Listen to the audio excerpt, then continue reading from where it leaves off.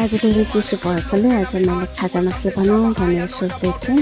अनि एउटा भाँडा बसाएँ, त्यसमा मैले स्टिक नुडल्स बनाएर थुक्पा बनाउने प्लान भयो। अनि एउटा भाँडामा पानी तताइसकेपछि त्यो स्टिक नुडल्स हालेर यसलाई पनि पकाउने, उमाल्ने। अनि यो पाकिसकेको छ, यतिको भए पनि अब यसलाई निकाल्ने।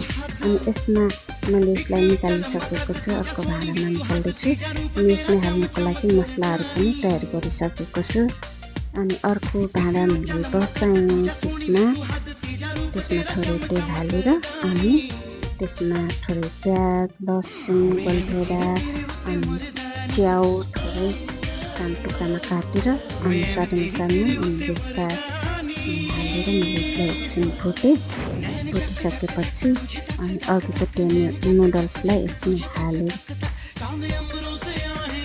अनि आवश्यकता अनुसार पानी पनि यसमा हालेँ। अनि हरियो खुर्सानी पनि मैले यसमा काटेर हालेको छु। हामी धेरै पिरो खाँदैन, त्यही भएर मैले धेरै खुर्सानी हालेको छैन। अनि नुडल्स मसला पनि मैले यसमा हालेँ। अनि यसलाई मजाले चलाउने। अनि सानो टुक्रामा गाजर अनि प्याज काटेर त्यो पनि यसमा हालेँ। अनि यसलाई धेरै बेरसम्म पकाउनु हुँदैन।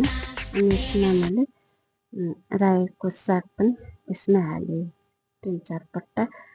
अनि अमिलोको लागि मैले कागती यसमा निचोरेर हालेको छु एउटा।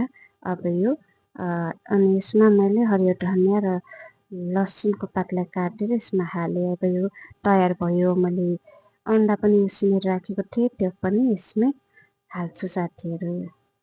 अब यो खानालाई तयार भयो। यदि तपाईँहरूलाई मेरो यस्तै भिडियो मनपर्छ भने लाइक, कमेन्ट, सेयर, सब्सक्राइब गरिदिनु ल।